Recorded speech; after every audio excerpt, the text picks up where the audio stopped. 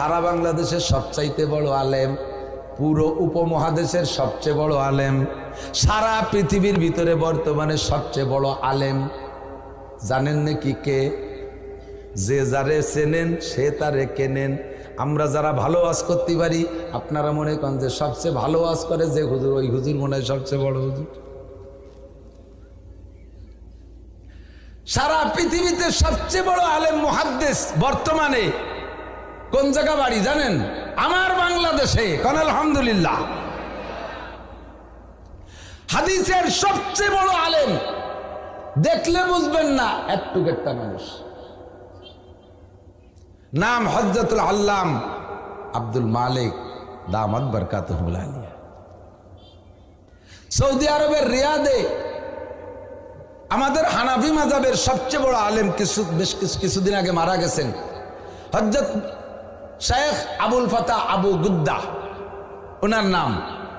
হানাফি মাযহাবের সব মাসালা কিতাবের হাওলা সহ মুখস্থ। এই সময় আব্দুল মালিক সব পাকিস্তান পড়ে। পাকিস্তানের চিফ জাস্টিস শেখুল হাদিস তকি উসমানী, বর্তমানে পাকিস্তান বিচারপতি প্রধান তকি উসমানী, ওনার কাছে পড়ে। তো আবুল ফাতা আবু গুদ্দা সাহেব তকি উসমানীকে বলছে, তকি আমার জীবনের শেষকালে একটা ছাত্র দাও যাকে আমার পূর্ণ আমানত দিয়ে যেতে পারি। তকি উসমানী আব্দুল মালিক সে সময় স্টুডেন্ট, উনারে পাঠাইছে ওই জায়গা। পাঠাই দেখে, শেখ হাদা হুয়া, আমি যাকে জীবনে খুঁজে শ্রেষ্ঠ পাইছি তারে আপনার কাছে পাঠাই দিছি।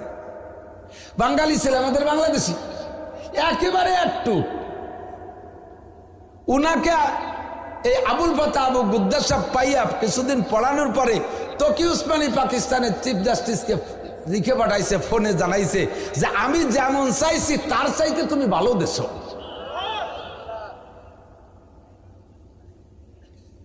বসাইলে বুঝবেন না যে কি। সেদিন ভবানীপুর মাদ্রাসা আসছিলেন আমরা, এই ফরিদপুর বেল্টে এবং কি বলা হয় বাগেরহাট, খুলনা, পাশের মাদারীপুর, শরীয়তপুর, পিরোজপুর, কয়েক জেলার উলামায়ে কিরাম বড় বড় শাইখুল হাদিস মুহাদ্দিসরা উপস্থিত। তার ভিতরে আব্দুল মালিক সাহেব পড়াচ্ছেন, আমাদের সকলকে পড়াচ্ছে। আমরা বুড়ো বুড়ো মুহাদ্দিস সব বসা, আব্দুল মালিক সাহেব পড়াচ্ছে। এই পড়ানোর ফাঁকে ফাঁকে ফাঁকে ফাঁকে বারবার কয় লা ইলাহা ইল্লাল্লাহ, লা ইলাহা ইল্লাল্লাহ, 2-3 বার লা ইলাহা ইল্লাল্লাহ। ওনাকে জিজ্ঞেস করলে বলা হয়, উনি বলেন যে আমি পড়াইতেছি হাদিসের মধ্যে পাইলাম না যে হাদিস পড়ানোর পক্ষে বললে এই ফজিলাত, কুরআন পড়ানোর মধ্যে বললে এই ফজিলাত। হাদিসের মধ্যে পাইলাম মান কানা আখিরু কালামিহি লা ইলাহা ইল্লাল্লাহ, যার জীবনের শেষ কলেমা হবে লা ইলাহা